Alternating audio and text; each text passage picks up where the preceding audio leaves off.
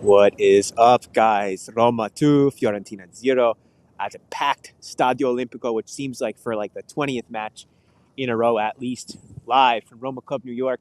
It's a really cool day, honestly. Got here really quick. It's a little bit cold in New York. I'm going to put on my gloves. You can see the people behind me coming through. You can still see people trickling out over my shoulder there from Roma Club New York. People just, chilling, having a cigarette, whatever, finishing up whatever they were doing.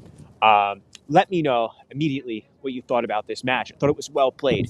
And I think there's three moments. Actually, before my three moments, let's get to the starting lineup.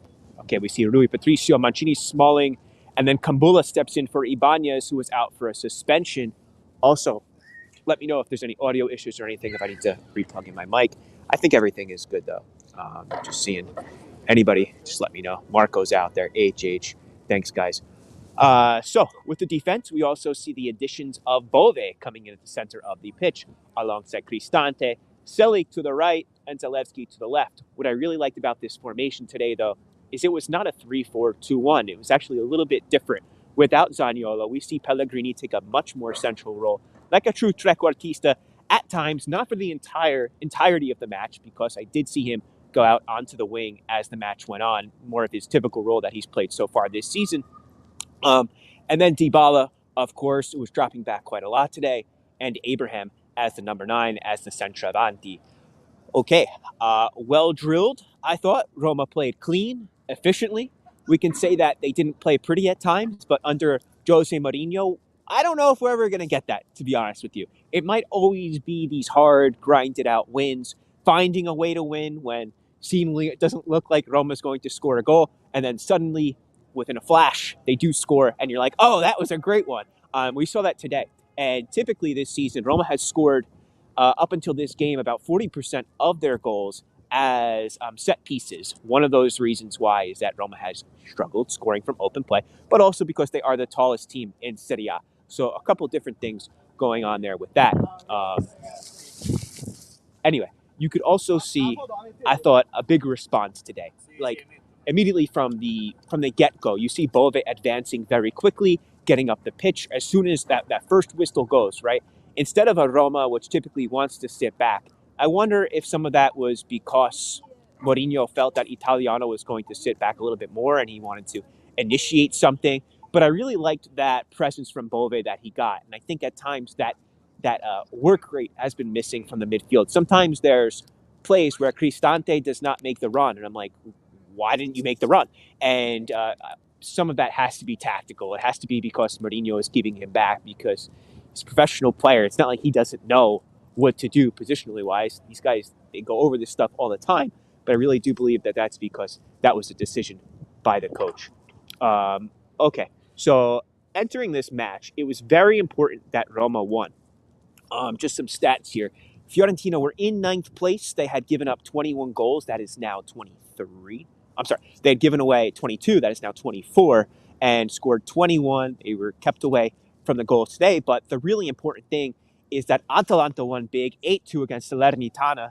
I don't know where that came out of because their tactics have changed quite a bit this season with Gasperini taking a much more defensive approach than in seasons past. And Lazio gets the win as well. So it was really important that in that race, like between 7th, 6th, and 5th, and even 4th at this point, because that's getting even tighter, that Roma kept up the momentum and was able to put something decent together. Oh, look at that great day behind me. That's the dog. The pleasures of doing lives in Manhattan, in downtown. But anyway, let's go over some moments. Guys, keep throwing in comments. I'll get to them as soon as I go through a little bit rest of the stuff here that I have prepped. Dybala goal, the first one, like awesome build-up. Am I going to say, look, I'm not trying to blow this up and say, it was flawless, Roma did so good. I understand. There are, in the context of this match, Roma were up a man. It was 11 versus 10 for almost the entirety of this match, from the 20th minute or so on. But you have to give it to them. That was a clean, well-executed finish. I thought they did really good today. In that aspect, Dybala, of course, is dynamite. Like his left foot, we should build a statue of that when his time at Roma comes to a close because it's worth its weight in gold. And Abraham, though, I thought did really well. It doesn't really need to be said. We know how Abraham's form was going into, or at least at the start of the season, but I have seen step-by-step improvements from him His layoff abilities I thought were really good today. Being able to receive the long ball from the back, being able to combine with his teammates, the connection he has with Dybala is growing match by match. And I thought that first goal was really something great. And then we move on to the second goal, which is my second moment of the match. And that's great athleticism by him. Of course, he's taking on a tired left back or left center back, whatever positioning they were at that point, and is able to take advantage and exploit that gap that's left there. But at the same time, he does it. And that's the most important thing, is he actually does get it done. And it's a perfectly weighted ball into Dybala, who finishes it, who, late in the match, he's still trying to get on to the end of it. That's a lot of credit to Dybala, putting in a really good athletic shift today. If you saw some of his stats at the end of the match, they put up this ridiculous stat I just posted on Twitter at Wayne and Rome. And it's like, Dybala's width versus Ikone's width and his average jump. Like, what does that even mean? I have no idea. It's the most bizarre statistic that you could really ever come across. I'm like, I don't want to know about Dybala's width. Very, very strange. When will you take us on a New York tour? Very soon. So HH, my plan is, I took some videos today. I want to make a short of my entire day, YouTube short. They're less than a minute long. Kind of like a narrated recap. Just kind of like take you guys along with me. And I'm going to hit the comments. I got plenty coming in. Thank you for those. Anyway, HH, these are some early comments that he had. Zalewski back to his best. Salik improving. Bove and Tahirovic will improve Roma. And Tammy and Dybala Due is starting to shine. Yes, that is becoming really, really good. Marco, not satisfied with Mourinho. Surprise, Marco. I was anticipating that you would come on the channel today and be like, I love Mourinho. I'm his biggest fan. Yeah, right. If you've been with this channel for a while now, you know that Marco is not the biggest fan of Joe Jose. But one thing we can agree on is that 3 points today, and it was managed pretty well, I thought. And then Ishmael kind of going along with that. And once, like I was mentioning before, once you add in Wijnaldum, now we're talking different stuff. Look at everybody. They're intrigued by, they're like, who is this maniac on the street in Manhattan? Courage says, why is this Galovic guy so negative? Oh, no, he's a friendly, I think he just gets frustrated, and that's okay. Thank you, Michael. I appreciate that. Appreciate that quite a bit. And Adnan says, we could have scored 4 or 5 goals this game if some players were not selfish. Yeah, okay, Zalewski 2 times could have passed to Dybala and Tammy. I think that they got excited. And when I look at guys like Bove and Zalewski, there's still a lot that they need to learn. They need to learn how to adapt to these situations, how to maybe manipulate's not the right choice of word here, but how to control the match when you do have a player up and knowing exactly which spaces to go into and how to manage the game along with your teammates. But I think that's an area for growth for sure. Ishmael also mentions about Arambat. Good point there. Arambat, fantastic today. This team goes down, and he does not give up for a second. He is a really good defensive midfielder. Part of me thought, I did see a little bit of Arambat last year. He was a good player for Verona, but what I really liked about him is he never gave up today, and full credit to Italiano as well. But Arambat emerging as one of the best midfielders in Italy and perhaps even across all of Europe's top 5 leagues. The way that he was able to defend his backline was, I think, a really, maybe exceptional is not the right word. It really showed a lot about his character and his fortitude and mentality and able to just stay. And you know what? The weather's not good, but I'm staying in the storm and I'm going to weather it out, so to speak. Okay. Marco asks a good question here, I think. What's up with Pellegrini? Are you sure Trequartista is his natural position? I really thought he was doing a good job there, but I think what happened as the game went on is Dybala started to drift a bit more centrally.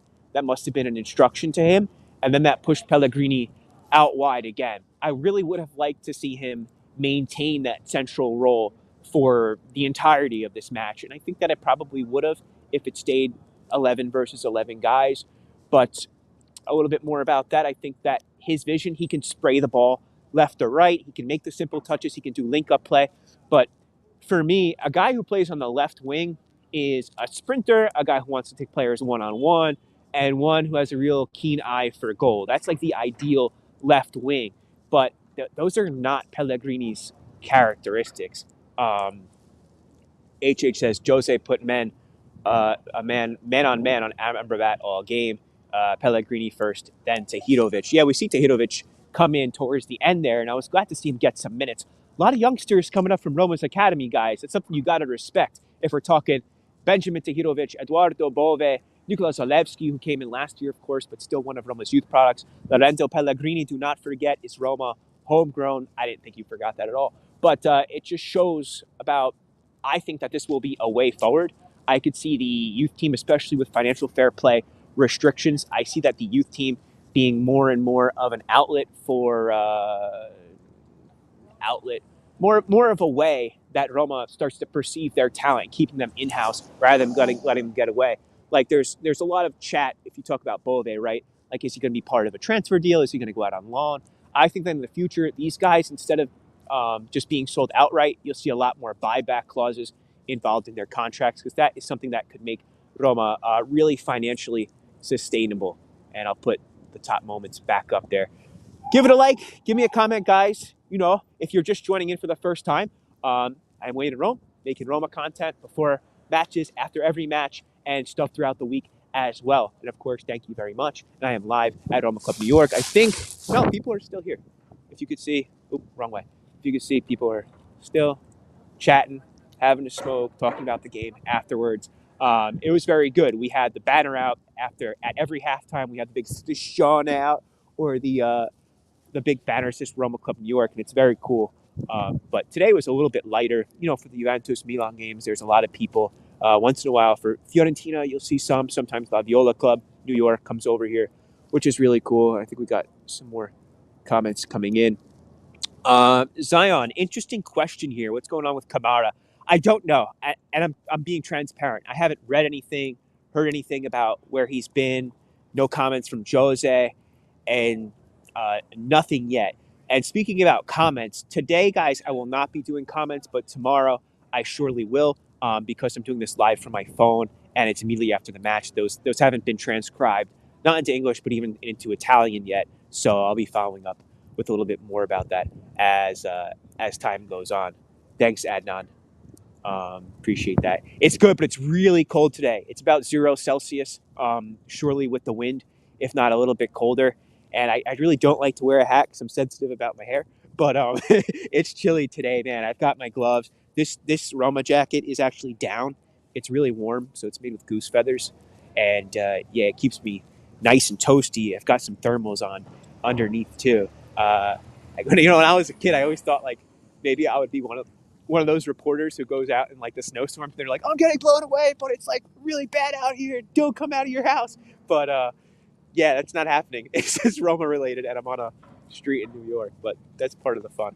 HA says Kamara was injured along with Zaniolo. By the way, Zaniolo was not a tactical decision. That was because he is out sick. Courage Chifu says something about us playing it out of the back. And one thing I noticed is that Roma were playing very vertical with the ball, in a sense that when they had the ball up on the wings, rather than trying to play through Pellegrini or an attacking player, somebody who went into an advanced position, they were playing up and down. Instead of playing direct through the middle and moving guys up, they would play back to the flanks, back to the wing backs, who would then play to the center backs, and then rotate it from left to right or right to left. So rather than playing, right through the middle of the pitch, it was a lot of that type of play and rotating it. A lot of that is possession-based, of course. Teams play possession differently. Not all is just like how you would see it in like a five-a-side match. Yes, for sure. Definitely, that's coming next. I would love to do something live from Roma Club New York. I'm not sure if I feel comfortable just yet. Maybe if I get like a good corner, because it's like we're in a restaurant, and I don't know if I want to like post it with my gear in a restaurant, like live, but definitely some recordings as time goes on. Going into the next match, I don't think much. I think Bove probably takes a seat. Perhaps Pellegrini gets moved back if Zaniolo gets reintroduced, if he gets better. And as you can see, NYPD ripping down the block. Sorry, I got a little loud. And yeah, not too much, but that's a characteristic of Mourinho, is that he doesn't really tend to change his starting 11 too often. However, this season, there's been very little continuity in the starting lineup. So perhaps you see El Shaarawy get some minutes in, because he's been doing a really good job as well this season, I think. Maybe a bit underrated, underrespected. So, Pavi, nice to see you, man. He says Dybala is switching the ball to different sides is underrated for sure. He has a brain. I'm almost at a loss for words, like how smart this guy is. He's such a joy to watch. La Joya is a joy to watch. Trademark that one. And he just has such a mental capability, such a ability to think on the fly. He's so quick, and he creates. He's a little magician, always finding pockets of space. But aside from that, creating like channels that you don't see, I don't see, and he just finds a way to make it happen and always sees the play so much more than any other player on the pitch, and probably one of the best, if not the best in the league at doing that. I was very happy to see Edbiondo Oli Solbakken get in there for a few minutes. And yeah, good shout for him to get in and start to get acclimated. And you're really glad to see that. Of course, naturally, you want to see these guys get integrated. And I think Solbakken is going to be a really interesting player for his directness and overall goal scoring capabilities. But that's a storyline we will have to see to wait to see, not see to wait. Adnan says, what do you think of the new guys that played today and the young ones? So yeah, Tahirovic, another one, right? He's growing. He's got to adjust, and these games are good for him to not emerge, but like to get used to being up a man and knowing how to dictate that game and how to hold on and those little spaces that you need to move into and playing possession with your teammates and knowing when to, or knowing how to stay concentrated no matter what the conditions are, because 2-0, 1-0 is, of course, is a super dangerous scoreline, but when you go to 2-0, it's this different mentality where you start to get comfortable, and you cannot be comfortable at all, because that save at the end by Rui Patricio, and that was my third moment of the match where I thought was decisive, was if Fiorentina had scored that and then it goes to 2-1 Roma, Fiorentina has 2 to 3 minutes to truly make something happen. They're going to get all their guys up. Forget if Roma are up a man or not. Fiorentina was getting everybody up, and they had such momentum. So there's a lot to say about that for that moment there for Rui Patricio. It's funny you mentioned this, HH. I've been watching All or Nothing Arsenal on Amazon, and I really like Xhaka. But yeah, sometimes it doesn't happen. Sometimes it does. Sometimes it doesn't. But what are you going to do? And Salik, yes, some fans earlier, maybe a game or two ago after he made that mistake, fans were getting hard on him. I'm saying, like, yo, you need to give these guys time. You have to let them integrate. Salik came over just last season I believe in August, early August, he came over from the French league, which is not as tactically disciplined, which is not as concentrated when it comes to defenders, not with a manager like Mourinho, but he needs time. These players need to be able to adjust. It's not just the pitch. It's getting acclimated to the language, to the culture, to his teammates. So there's so much that goes on to it. And he almost got himself a goal today as well, but instead of going far post, he went near. And what are you going to do? It doesn't go into the back of the net. Guys will stay on for a few minutes longer. I can't believe it's been 18 minutes already. And as I'm out here in the cold, it's starting to get dark. But this has been fun. Full credit to Italiano, who I thought did very good today. Like I said, kept his guys motivated even when there was very little hope. And Fiorentina played with a lot of guts. On top of Amrabat, we see Nico Gonzalez come in, and he was a very dangerous player. He missed the World Cup for Argentina due to injury, but he was a handful for Roma's defenders and midfielders to try and control today. And when Barak comes on as well, Italiano switched to a varied attack. Instead of having Jovic as the center point, now it becomes a bit more dangerous, a bit more mixed in the attack. You don't know exactly who to mark as Roma play in their zone style tactically. And I thought Barak, he's a good playmaker for sure. And Gonzalez could have easily scored a goal there at one time. But, I want to reiterate that as much of possession that Fiorentina had, it kind of fed into Mourinho's hands at the end of the day. And Roma was able to execute two perfectly orchestrated counterattacks by two players that Roma needs to continue to play at their top. And, when they play controlled, organized ball, and they are able to execute, and their heads are in good spaces, and they're enthusiastic, and they're supporting one another, this team is capable of doing really good stuff. So, and by the way, I did think that Kambula did a good job today. I thought, who was it? The right wing he controlled, I thought really good at one moment. It was on the right side, and he just kind of like pushed the attacker out of the way and did a good job of holding his space. So we see him reintegrate into the squad after a long time of not being in the starting lineup, and that's another positive footnote here from this game. Morin talking about Bove. Once again, these guys need time. He needs to learn how to control a match, exactly where to be, what it's like having a coach who's super mental and is making it necessary that you're always in the right space at the right time. This is not a team who just goes up and then figures it out. It's a very well-drilled, what Mourinho is trying to make, oiled machine. So a lot of that comes with that. And I think Bove is surely going to continue to grow because he has it in his heart. And the next step is just putting it all together up here, right? So, guys, let me know what you're thinking. Give it a shout. Give it a like. Let me know what you're thinking. What else more you want to see? Also, tomorrow I'm hoping to have it up. I'm going to put in a little short together, like a minute or maybe a little bit longer of my day here at Roma Club New York. And let's go see. Anyone's left here? Yeah, a couple guys. So I'm going to say goodbye to everyone. I know it's like I have 35 people in here. I feel sorry saying goodbye, but I want to keep the quality of this up, these streams. I don't want to repeat myself too much because people are watching it as recordings. So I'm going to leave it at that. And I think that's my cue is the fire engine. So guys, we'll talk a little bit more. We'll be doing more recaps unless we got one last question here. When did someone score against us on a corner? We're solid once we moved Tammy to mark the left side of goal, we were very comfortable, and that's for sure. Roma really limited any serious goal scoring opportunity by Fiorentina today. I think it is a job well done. Of course, keep it to the context that Roma played a man up, but the mission remains the same. Get your 3 points. Roma did that at home in front of another sold-out crowd. Got to keep momentum going. It's going to be a tough January. It's halfway over, and so far, so good for Roma. Talk to you guys soon. Ciao. Dai, Forza Roma.